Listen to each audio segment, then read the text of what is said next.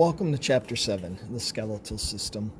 In this chapter, we're going to take a look at bone shape and structure, bone development and growth, the functions of bone, and then the organization of the skeleton, including the individual bones of the skull, vertebral column, thoracic cage, pectoral girdle, upper limb, pelvic girdle, lower limb, and then take a look at some clinical applications that are specific to the skeletal system and lifespan changes that happen. A bone may appear to be inert because of non-living material in the extracellular matrix of bone tissue. However, bone also includes active living tissues.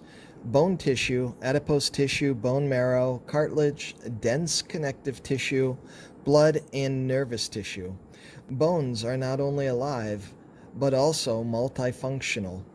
Bones, the organ of the skeletal system, support and protect softer tissues, provide points of attachment for muscles, house blood-producing cells, and store inorganic salts.